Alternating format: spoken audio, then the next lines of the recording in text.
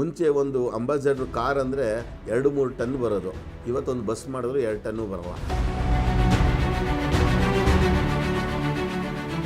ಸಣ್ಣ ಕೈಗಾರಿಕೆಗಳಿಗೆ ಯಾವ ಥರ ಹಿಡಿತಾ ಇತ್ತು ಅಂದರೆ ಟರ್ನ್ ಓವರ್ 30 ಲಕ್ಷದೊಳಗಡೆ ಇರಲಿ, ಎಕ್ಸೈಸ್ ಡಿಪಾರ್ಟ್ಮೆಂಟ್ ಕೆಳಗಡೆ ನಾವು ಹೋಗಬಾರ್ದು ಅನ್ನೋದೊಂದಿತ್ತು. ಈ ಎಕ್ಸೈಸ್ ಎಲ್ಲ ಹೋದ್ಮೇಲೆ ನೀವು ಎಷ್ಟು ಜಾಸ್ತಿ ಮಾಡ್ತೀರಾ ಅಷ್ಟೇ ನೀವು ದುಡಿಬೋದು. ಸರ್ಕಾರಕ್ಕೆ ಸಣ್ಣ ಕೈಗಾರಿಕೆ ಅನ್ನೋದು ಒಂಥರ ಮಲತಾರಿ ಧೋರಣೆ. ಎಲ್ಲ ಪ್ಲಾಸ್ಟಿಕ್ಕು ಬಳಕೆ ದುರ್ಬಳಕೆ ಆಗ್ತಾ ಇಲ್ಲ.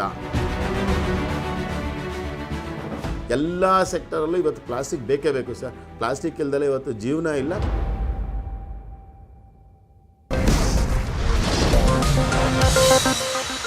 ಸರ್ ನಮಸ್ತೆ, ನನ್ನ ಹೆಸರು ಶ್ರೇಯಾಂಸ್ ಕುಮಾರ್ ಜೈನ್ ಅಂತ. ಸಂಜಯ್ ಪಾಲಿಮರ್ಸ್ ಅಂತ ನಮ್ಮ ಸಂಸ್ಥೆ ಇದೆ ಬೆಂಗಳೂರಲ್ಲಿ. ನಾವು ಪ್ಲಾಸ್ಟಿಕ್ ಉಪಕರಣಗಳು ಮಾಡ್ತೀವಿ. ಮೇಜರಾಗಿ ನಾವು ಭಾರತದಲ್ಲಿರೋ ಎಲ್ಲ ಬಸ್ ಬಾಡಿ ಇಂಡಸ್ಟ್ರಿ ಏನಿದೆ ಅಷ್ಟಕ್ಕೂ ಪಾರ್ಟ್ಸ್ಗಳು ಸಪ್ಲೈ ಮಾಡ್ತೀವಿ. ಮೇಯ್ನ್ ಕಸ್ಟಮರ್ಸ್ಗಳು ನಮಗೆ Ashok Leyland, Tata Motors, Volvo Eicher, Scania, Daimler ಅಂತ ಕಂಪ್ನಿಗಳಿದೆ. ಅದೇ ಥರ ನಾವು ಭಾರತೀಯ ರೈಲ್ವೆಗೆ ಸಪ್ಲೈ ಮಾಡ್ತೀವಿ ಮತ್ತು ಫರ್ನಿಚರ್ ಇಂಡಸ್ಟ್ರಿಗಳಿಗೆ ಸಪ್ಲೈ ಮಾಡ್ತೀವಿ, ಕನ್ಸ್ಟ್ರಕ್ಷನ್ಗೆ ಮಾಡ್ತೀವಿ, ರೈಲ್ವೆಗೆ ಮಾಡ್ತೀವಿ. ನಮ್ಮ ಸಂಸ್ಥೆಯ ವಿಶೇಷತೆ ಏನಂದರೆ ನಿಮಗೆ ಯಾವುದೇ ಥರ ಡಿಸೈನ್ ತೊಗೊಂಬಂದ್ರು ಅದಕ್ಕೆ ಬೇಕಾಗೋ ಥರ ಪಾರ್ಟ್ಸ್ಗಳು ಮಾಡಿಕೊಡ್ತೀವಿ ಆ್ಯಸ್ ಪರ್ ಕಸ್ಟಮರ್ ಸ್ಪೆಸಿಫಿಕೇಷನ್. ಇದು ನಮ್ಮ 25ನೇ ವರ್ಷ ಸರ್, ಸಿಲ್ವರು. ಈ ಸಂದರ್ಭದಲ್ಲಿ ನೀವು ನಮ್ಮನ್ನು ಇಂಟರ್ವ್ಯೂ ಮಾಡ್ತಿದ್ದೀರಾ, ಅದಕ್ಕೆ ತಮಗೆ ಧನ್ಯವಾದಗಳು. ನಮ್ಮ ಕಂಪ್ನಿ ಹೇಗೆ ಅಂದರೆ ನಮ್ಮದು 2ನೇ ಜನ್ರೇಷನ್ನು. 25 ವರ್ಷದಿಂದ ನಾವು ಸ್ಟಾರ್ಟ್ ಮಾಡಿದಾಗಲೂ ನಮ್ಮದು ವಿಶೇಷತೆ ಏನು ಅಂದರೆ ನಾವು ಎಲ್ಲರಿಗಿಂತ ಒಂದು ಡಿಫ್ರೆಂಟಾಗಿ ಮಾಡಬೇಕು, ಎಲ್ಲರೂ ಮಾಡೋ ಅಂಥ ಕ್ಯಾಟ್ ರೈಸಲ್ಲಿ ನಾವು ಇರಬಾರ್ದು ಅಂತಲೇ ನಾವು ಶುರು ಮಾಡಿದಾಗ ನಾವು ಮಾಡೋ ಅಂಥ ಯಾವುದೇ ವಸ್ತುಗಳು ಯಾರೂ ಮಾಡ್ತಾ ಇರಲಿಲ್ಲ. ಅವಾಗ ನಾವು ನಾರ್ತ್ ಇಂಡಿಯಾಗೆ ಹೋದ್ವು, ನಾವು ಕಲ್ತ್ಕೊಂಬಂದ್ವು, ಇಲ್ಲಿ ಶುರು ಮಾಡಿದ್ವು. ನಮ್ಮದು 2nd ಜನ್ರೇಷನ್. ಇದೇ ಥರ ನಮ್ಮಪ್ಪ 1969ನಲ್ಲಿ ಪ್ಲಾಸ್ಟಿಕ್ ಇಂಡಸ್ಟ್ರಿಗೆ ಅವಾಗ ಬಂದಾಗಲೂ ಕೂಡ ಅವರು ಮಾಡಿದಂಥ ವಸ್ತುಗಳು ಇಡೀ ಸೌತ್ ಇಂಡಿಯಾದಲ್ಲಿ ಯಾರೂ ಮಾಡ್ತಾ ಇರಲಿಲ್ಲ. ಅದೇ ಥರ ನಮಗೂ ಹೇಳಿಕೊಟ್ರು, ಎಲ್ಲರೂ ಮಾಡೋದನ್ನು ಮಾಡಬೇಡಿ, ನಿಮ್ಮದೇ ಆದ ಒಂದು ವಿಶೇಷತೆ ಇರಬೇಕು, ಎಲ್ಲರಿಗಿಂತ ಒಂದು ಡಿಫ್ರೆಂಟಾಗಿ ಕಾಣಿಸ್ಬೇಕು. ಅದೇ ನಮ್ಮ ಧ್ಯೇಯ. ಇವತ್ತು ಸಹ ನಮ್ಮ ಸಂಸ್ಥೆ 25 ವರ್ಷ ಆದ್ರೂ ಇವತ್ತು ನಾವು ಮಾಡೋಂಥ ವಸ್ತುಗಳು ಯಾರು ಅಂದರೆ ನಾವು ಯಾರ್ದೂ ಕಾಪಿ ಮಾಡಲ್ಲ. ನಮ್ಮದೇ ಆದ ಒಂದು ಡಿಸೈನ್ ಮಾಡ್ತೀವಿ, ಇಲ್ಲ ನಮ್ಮ ಕಸ್ಟಮರ್ ಡಿಸೈನ್ ತಗೊಂಡು ಅದನ್ನು ಮುಂದುವರಿಸ್ಕೊಂಡು we take it ahead sir. Sir ನಮ್ಮದು ಹೇಗಿದೆ ಅಂದರೆ ನಮ್ಮ ತಂದೆ 60-90ರಲ್ಲಿ ಶುರು ಮಾಡಿದ್ರು. ನಾನು ನಮ್ಮ ತಂದೆ ಜೊತೆ ಸುಮಾರು 1990ನಲ್ಲಿ ಕೈ ಜೋಡಿಸಿದೆ. ಅವ್ರ ಸಂಸ್ಥೆನಲ್ಲೇ ಕೆಲಸ ಮಾಡ್ತಾಯಿದ್ದೆ. ನಾನು 1998ಅಲ್ಲಿ MBA ಮಾಡಿದಂಥ ಕಾಲದಲ್ಲಿ ನಮ್ಮ ಅಪ್ಪ ಏನು ಹೇಳಿದ್ರು, ಇವಾಗ MBA ಆಯ್ತಪ್ಪ, ಇವಾಗ ಏನು ಬೇಕು ನಿಮ್ಮ ಸಪ್ರೇಟಾಗಿ ಕೂತ್ಕೊಳ್ರಿ, ನನ್ನ ಜೊತೆ ಬರಬೇಡಿ, ನಿಮ್ಮದೇ ಆದ ಒಂದು ಇಂಡಿಪೆಂಡೆಂಟಾಗಿ ಮಾಡಿ. ಅವಾಗ ಏನು ಮಾಡಬೇಕು, ನನಗಾಗಲೇ 7-8 ವರ್ಷ ನಮ್ಮ ತಂದೆ ಜೊತೆ ವರ್ಕ್ ಮಾಡಿ ಎಕ್ಸ್ಪೀರಿಯೆನ್ಸ್ ಇತ್ತು. ಆವಾಗ ಬೆಂಗಳೂರಲ್ಲಿ ಯಾರೂ ರಿಜಿಡ್ PVCಗಳು ಯಾರೂ ಮಾಡ್ತಾ ಇರಲಿಲ್ಲ. ಆ ಟೈಮಲ್ಲಿ ರಿಜಿಡ್ PVC ಪ್ರೊಫೈಲ್ ಒಂದು ಶುರು ಮಾಡಿದ್ವು, ಅದನ್ನೇ ನಡೆಸ್ಕೊಂಡು ಬಂದಿದ್ದೀವಿ. ಅವಾಗ ಏನು ಮಾಡುವು, ಕಮರ್ಷಿಯಲ್ ಐಟಮ್ಸ್ಗಳು ಮಾಡುವು. ಇವಾಗ ನಾವೇನು ಮಾಡಿದ್ದೀವಿ, ಎಲ್ಲ B2B ಐಟಮ್ಸು. ಯಾವುದೇ ಇಂಡಸ್ಟ್ರಿ ಅವ್ರಿಗೆ ಬೇಕಾಗ ಒಂದು ಉತ್ಕೃಷ್ಟವಾದ, ಬಿಕಾಸ್ ನಾವು ಮಾರ್ಕೆಟ್ ಐಟಮು ಕಳಪೆ ಇರ್ತದೆ, ನಮ್ಗೆ ಅದು ಏನೂ ಬೇಡ. ಇವಾಗ ಕಸ್ಟಮರ್ ಏನು ಸ್ಪೆಸಿಫಿಕೇಷನ್ ಕೊಡ್ತಾರೆ ಅದೇ ಥರ ಮಾಡ್ಕೊಂಡು ಬಂದಿದ್ದೀವಿ. ನಾವು ಶುರು ಮಾಡಿದಾಗ ನಮ್ಮದು ಏನು ದೊಡ್ಡ ಸಂಸ್ಥೆ ಏನಲ್ಲ ಸರ್. ಮೊದಲನೇ ವರ್ಷದಲ್ಲಿ ನಮ್ಮ ಟರ್ನ್ ಓವರು ಒಂದು 20-30 ಸಾವಿರ ಇತ್ತು ಸರ್. ಒಂದು 3 ತಿಂಗಳು ಕೆಲಸ ಮಾಡಿದ್ದು. ಅದೇ 2ನೇ ವರ್ಷಕ್ಕೆ ಬರೋ ಅಷ್ಟಾಗೆ 2-3 ಲಕ್ಷ. ಆವಾಗ ಎಕ್ಸೈಸ್ ಡ್ಯೂಟಿ ಇತ್ತು. ಆವಾಗ ಸಣ್ಣ ಕೈಗಾರಿಕೆಗಳಿಗೆ ಯಾವ ಥರ ಹಿಡಿತಾ ಇತ್ತು ಅಂದರೆ ಟರ್ನ್ ಓವರ್ 30 ಲಕ್ಷದೊಳಗಡೆ ಇರಲಿ, ಎಕ್ಸೈಸ್ ಡಿಪಾರ್ಟ್ಮೆಂಟ್ ಕೆಳಗಡೆ ನಾವು ಹೋಗಬಾರ್ದು ಅನ್ನೋದೊಂದಿತ್ತು. ಇವತ್ತು ಹೆಂಗಿದೆ ಅಂದರೆ ಭಾರತದಲ್ಲಿ ಈ ಎಕ್ಸೈಸ್ ಎಲ್ಲ ಹೋದ್ಮೇಲೆ ನೀವು ಎಷ್ಟು ಜಾಸ್ತಿ ಮಾಡ್ತೀರಾ ಅಷ್ಟೇ ನೀವು ದುಡಿಬೋದು. ಆ 30 ಲಕ್ಷದ ಒಂದು ಟಾರ್ಗೆಟೇ ತೆಗೆದಾಕಿದ್ಮೇಲೆ GST ಬಂದಮೇಲೆ ತುಂಬ ಒಳ್ಳೆಯದಾಗಿದೆ ಸರ್. ಇವತ್ತು ದೊಡ್ಡ ಕಂಪನಿಗಳ ಜೊತೆಗೆ ನಮ್ಮ ಸಣ್ಣ ಕೈಗಾರಿಕೆಗಳು ಒಂದು ಕಾಂಪೀಟ್ ಮಾಡ್ಬೋದು. ಅದೇ ಥರ ನಾವು 98ರಲ್ಲಿ ಶುರು ಮಾಡಿದಾಗ ಒಂದು ಸಣ್ಣದು ಒಂದು ಓಡಿ ತಗೊಂಡು ಶುರು ಮಾಡಿದ್ವು. ಅವಾಗ 50,000 ಓಡಿ ಕೊಡೋದೇ ಒಂದು ದೊಡ್ಡ ವಿಷಯ. ಇವತ್ತು ಬ್ಯಾಂಕಿಂಗ್ ಹೆಂಗಾಗಿದೆ ಅಂದರೆ ಇವತ್ತು ನನ್ನ ಕಂಪ್ನಿಗೆ ಎಷ್ಟು ಕೋಟಿ ಬೇಕಾದರೂ ಬಂದು ಕೊಡ್ತಾರೆ. ಅದೇ ನಾನು ಏನು ಹೇಳೋದು, ಇವತ್ತು ಒಂದು ಒಳ್ಳೆಯದಾಗಿರೋದ್ರ ಸರ್ಕಾರದಲ್ಲಿ ಇವಾಗ ಒಬ್ಬರು ಹೊಸದಾಗಿ ಶುರು ಮಾಡಿದ್ರೂ ಒಂದು 5 ಕೋಟಿವರೆಗೂ ಯಾವುದೇ ಗ್ಯಾರಂಟಿ ಇಲ್ಲದಲ್ಲೇ ತಗೋಬೋದು. ನಾವು ಶುರು ಮಾಡಿದಂಥ ಕಾಲದಲ್ಲಿ ಅದು ಇರಲಿಲ್ಲ ಸರ್. ನಾವು ಇಲ್ಲಿ ಮೆಟೀರಿಯಲ್ ಪ್ರೊಡಕ್ಷನ್ ಮಾಡಬೇಕು, ಮಾರ್ಕೆಟ್ ತೊಗೊಂಡೋಗಿ ಹಾಕಬೇಕು, ಅಲ್ಲಿ ದುಡ್ಡು ತೊಗೊಂಬಂದು ಮತ್ತೆ ವಾಪಸ್ ಇಲ್ಲಿ ಹಾಕಬೇಕು. ಅದೇ ಥರ ನಾವು ನಡೆಸ್ಕೊಂಬಂದು ಇವತ್ತು ಹೆಂಗಿದೆ ಅಂದರೆ ಒಂದು ಸ್ಥಾನ ಒಂದು 30 ದಿನದಲ್ಲಿ ಪೇಮೆಂಟ್ ಬರುತ್ತೆ, 60 ದಿನದಲ್ಲಿ ಪೇಮೆಂಟ್ ಬರುತ್ತೆ, ಇಲ್ಲ 6 ತಿಂಗಳಾದರೂ ಬರುತ್ತೆ. ಬಟ್ ಇವತ್ತು ನಮ್ಮ ಯಾವ ಥರ ಇದೆ ಸಂತುಷ್ಟ ಜೀವನ ಅಂದರೆ ನಾವು ತಡ್ಕೊಳ್ಳೋ ಅಂಥ ಒಂದು ಸ್ಥಿತಿಗೆ ಬಂದಿದ್ದೀವಿ. ಇವತ್ತು ಕೋಟಿ ಕೋಟಿ ಟರ್ನ್ ಓವರ್ ಮಾಡ್ತೀವಿ. ಬಟ್ ಆದ್ರೂ ನಾವು ನಡೆದು ಬಂದ ದಾರಿ ಏನಿದೆ ಅದನ್ನು ಯಾವತ್ತೂ ಮರ್ತಿಲ್ಲ. ಆ್ಯಂಡ್ ನಮ್ಮ ಯಾವತ್ತೂ ಧ್ಯೇಯ ಇರೋದು we should always give A good quality. ಇವತ್ತು ನಮ್ಮ ಸಂಸ್ಥೆ ಎಲ್ಲಾದರೂ ರೆಕಗ್ನೇಷನ್ ಆಗಿದೆ ಅಂದರೆ ನಾವು ಕೊಡ್ತಾ ಇರೋಂಥ ಕ್ವಾಲಿಟಿ ಐಟಮ್ಗಳಿಂದ ಸರ್ ಟರ್ನ್ ಓವರ್ ಬಗ್ಗೆ ಸ್ಪೆಸಿಫಿಕ್ಕಾಗಿ ಹೇಳಬೇಕು ಅಂದರೆ ನಾನು ಕೋಟಿಗಳಲ್ಲಿ ಮಾಡ್ತೀನಿ ಸರ್. ಇವತ್ತು ಕೋಟಿಗಳಲ್ಲಿ ಮಾಡ್ತೀನಿ. ನಂದು ಬರೀ ಪ್ಲಾಸ್ಟಿಕ್ ಇಂಡಸ್ಟ್ರಿ ಬಿಟ್ಟು ನಂದು ಬೇರೆ ಇಂಡಸ್ಟ್ರಿಗಳಲ್ಲೂ ನಾನು ಕೆಲಸ ಮಾಡ್ತೀನಿ. ಬಟ್ ನನ್ನ ಯಾವತ್ತೂ ಸಂತೋಷ ಕೊಡೋದು ನನ್ನ ಪ್ಲಾಸ್ಟಿಕ್ ಇಂಡಸ್ಟ್ರಿ. ಯಾಕೆಂದರೆ ಇದು ಮಾತೃ ಸಂಸ್ಥೆ, ಇಲ್ಲಿಂದನೇ ನಾವು ಹುಟ್ಟಿ ನಾವು ಮುಂದಕ್ಕೆ ಬಂದಿದ್ದೀವಿ. ನಾನು ಬರೀ ಪ್ಲಾಸ್ಟಿಕ್ ಬಿಟ್ಟು ನಾನು ಇನ್ನೊಂದು ಟ್ಯಾಲೆಂಟ್ರಿ ಗ್ರೂಪ್ ಅಂತ ಒಂದು ಮಾಡಿದ್ದೀನಿ. ನನ್ನ ಸ್ನೇಹಿತರುಗಳ ಜೊತೆ ಸೇರ್ಕೊಂಡು ಇನ್ನೊಂದು 4-5 ಜನ ಸ್ನೇಹಿತರುಗಳು ಮತ್ತು ನನ್ನ ಸಹೋದರನ ಜೊತೆ ಸೇರ್ಕೊಂಡು ಸಂಸ್ಥೆ ಮಾಡಿದ್ದೀವಿ. ಅಲ್ಲಿ 100 ಕೋಟಿ ಟರ್ನ್ ಓವರ್ ಮಾಡ್ತೀವಿ.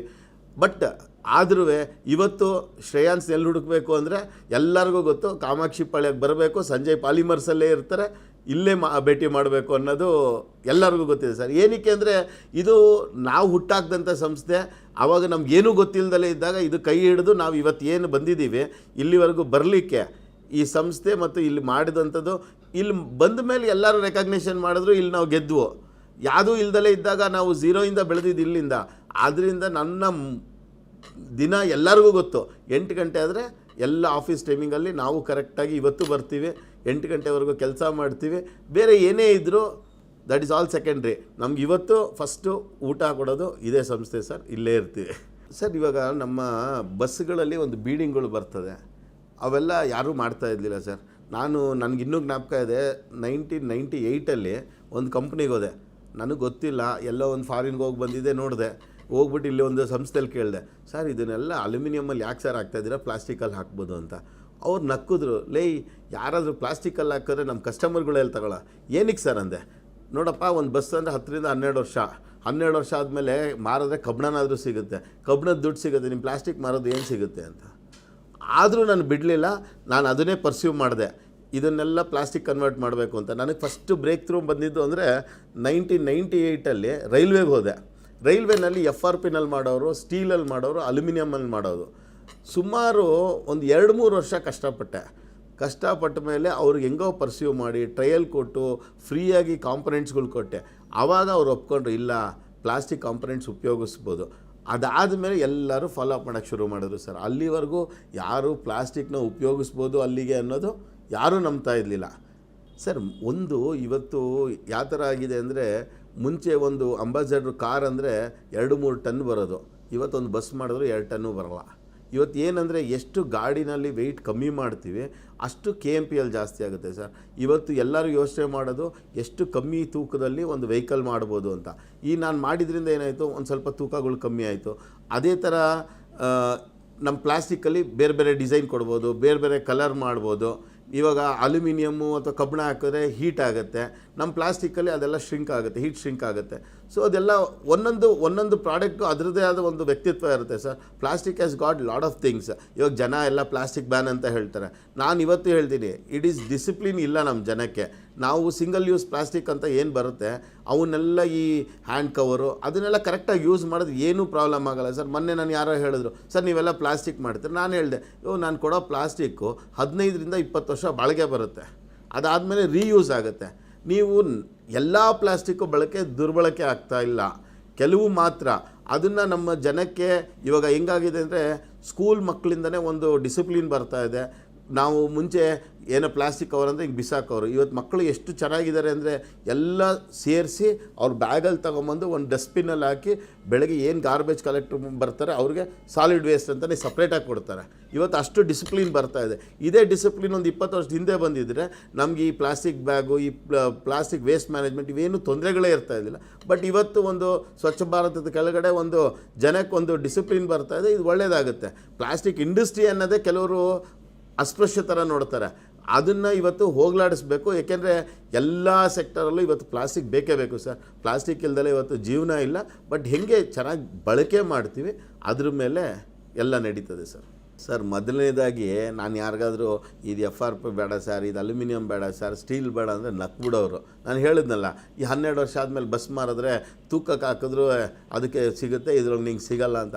ಬಟ್ ನನಗೆ ಯಾರೋ ಒಬ್ಬರು ರೈಲ್ವೆನಲ್ಲಿ ಒಳ್ಳೆ ಆಫೀಸರ್ ಸುರೇಶ್ ಅಂತ ಸಿಕ್ಕರು sir. I think his name is Suresh. ಅವ್ರಿಗೆ ನಾನು ಹೇಳಿದೆ, ಸರ್ ನಿಮ್ಮ ರೈಲ್ವೆನಲ್ಲಿ ಪ್ರಾಬ್ಲಮ್ ಏನು ಸರ್ ಅಂದೆ. ಒಂದು ರೈಲು ಆಕ್ಸಿಡೆಂಟ್ ಆದಾಗ ರೈಲು ಆಕ್ಸಿಡೆಂಟಲ್ಲಿ ಯಾರೂ ಸಾಯ್ತಾ ಇರಲಿಲ್ವಂತೆ, ಅದರೊಳಗಡೆ ಮೆಟಲ್ ಪಾರ್ಟ್ಸ್ ಏನಿರೋದು ಅದು ಜನಕ್ಕೆ ಚುಚ್ಚದಂತೆ, ಆ ಆಕ್ಸಿಡೆಂಟಲ್ಲಿ ತೀರೋಗೋರಂತೆ. ಇದನ್ನು ನೀವು ಸಾಲ್ವ್ ಮಾಡಿದ್ರೆ ಒಳ್ಳೆಯದಾಗುತ್ತೆ. ಆವಾಗ ಕೆಲವು ಪಾರ್ಟ್ಗಳು ಡಿಸೈನ್ ಮಾಡಿದೆ, ಅದು ಅವ್ರಿಗೆ ಇಷ್ಟ ಆಯಿತು. And he inspired me. ಯಾಕೆಂದ್ರೆ ನಾನು ಅವಾಗೇನು 25 ವರ್ಷದಿಂದ, ನಾನು ಒಂದು 20 ವರ್ಷದ ಹುಡುಗ, ಹೋದರೆ ಕೂರಿಸ್ಕೊಳ್ಳೋರು, ಇದೆಲ್ಲ ಎಕ್ಸ್ಪ್ಲೇನ್ ಮಾಡೋರು, ಈ ಥರ ಏನಾದ್ರು ಡಿಫ್ರೆಂಟಾಗಿ ಮಾಡಿ ಅನ್ನೋರು. It was very useful sir. ಆ ಥರ ಯಾರು ಆಫೀಸರ್ಗಳು ಸಿಕ್ಕರೆ ನಮಗೂ ಒಂದು ಯೂಸ್ ಆಗ್ತದೆ ಸರ್. ಇವತ್ತು ಇಂಡಿಯಾದಲ್ಲಿ ಎಷ್ಟು ಬಸ್ ಆಗುತ್ತೆ, ಅದರೊಳಗೆ ಒಂದಾದರೂ ನಂದು ಒಂದು ಐಟಮ್ ಇರುತ್ತೆ. ಎಷ್ಟು ಟೂ ವೀಲರ್ ಬರುತ್ತೆ, ಅದರೊಳಗೆ ₹1 ಆದರೂ ನಂದು ಐಟಮ್ ಇರ್ತದೆ ಸರ್. ಇವತ್ತು ನಾವು ಪ್ಲಾಸ್ಟಿಕ್ನ ಏನೇ ಯೂಸ್ ಮಾಡ್ದಲೆ ಅಂತೂ ಏನೂ ಮಾಡಲಿಕ್ಕಾಗಲ್ಲ.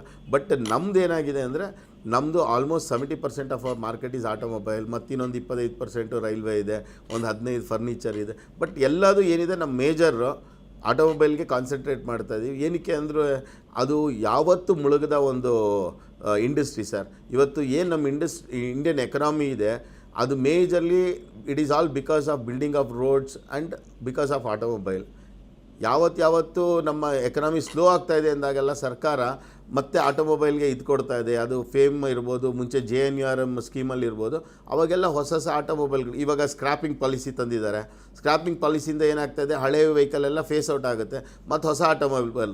ನನಗೆ ಗೊತ್ತಿರೋ ಪ್ರಕಾರ ಇನ್ನೊಂದು 2-3 ವರ್ಷದಲ್ಲಿ ಸುಮಾರು ನಮ್ಮದು 40-45% ಹಳೆಯ ಏನು ವೆಹಿಕಲ್ ಇದೆ ಅಷ್ಟು ಫೇಸ್ ಔಟ್ ಆಗೋಗುತ್ತೆ.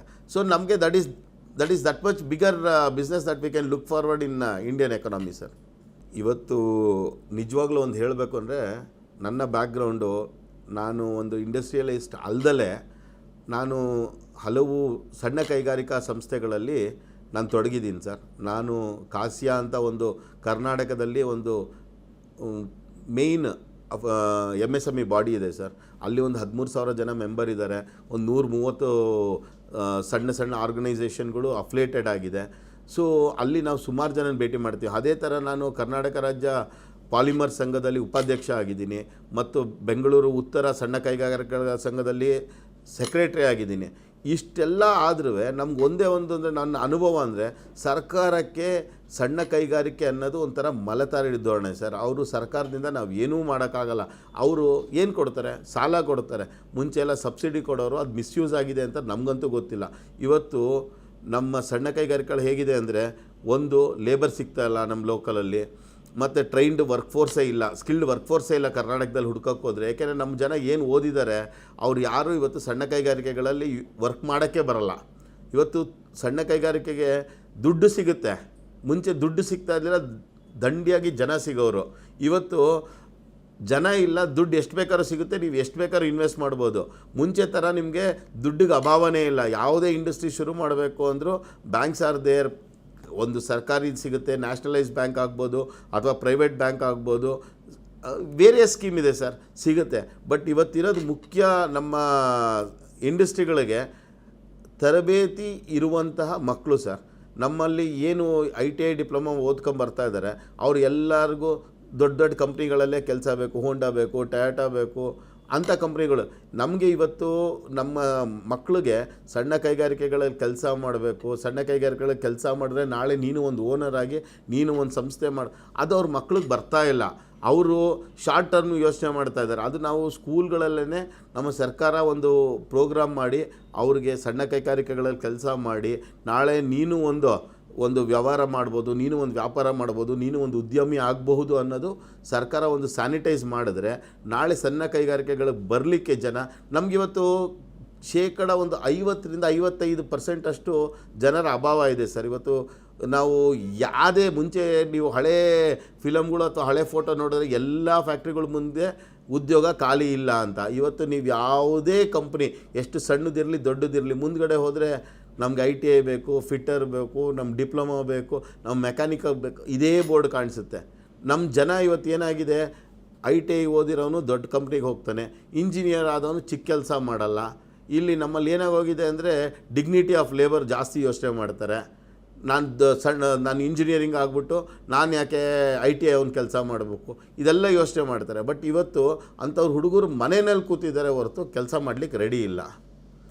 ಇವತ್ತು ಇನ್ನೊಂದು ಇದು ಎಲ್ಲದಕ್ಕಿಂತ ಜಾಸ್ತಿ ಅಂದರೆ ನಮ್ಮ ಸರ್ಕಾರ ಕೊಡುವಂಥ ಭತ್ಯೆಗಳು ಫ್ರೀ ಇದು, ಮಕ್ಕಳು ಬಂದು ಕೆಲಸ ಮಾಡಿದ್ರೆ ತುಂಬ ಯೂಸ್ ಆಗುತ್ತೆ ಸರ್. ಅನುಕ್ಷಣದ ಸುದ್ದಿಗಳಿಗಾಗಿ ವಿಸ್ತಾರ ನ್ಯೂಸ್ ಯೂಟ್ಯೂಬ್ ಚಾನೆಲ್ ಸಬ್ಸ್ಕ್ರೈಬ್ ಮಾಡಿ. ಹೊಸ ಸುದ್ದಿಗಳ ನೋಟಿಫಿಕೇಶನ್ಗಾಗಿ ಬೆಲ್ ಐಕಾನ್ ಕ್ಲಿಕ್ ಮಾಡಿ. ಲೇಟೆಸ್ಟ್ ಅಪ್ಡೇಟ್ಸ್ಗಾಗಿ www.vistaranews.com ವೆಬ್ಸೈಟ್ಗೆ ವಿಸಿಟ್ ಮಾಡಿ. ಅಂಗೈಯಲ್ಲೇ ಜಗತ್ತಿನ ಸುದ್ದಿ ತಿಳಿಯಲು ವಿಸ್ತಾರ ನ್ಯೂಸ್ ಕನ್ನಡ ಆಪ್ ಡೌನ್ಲೋಡ್ ಮಾಡಿ.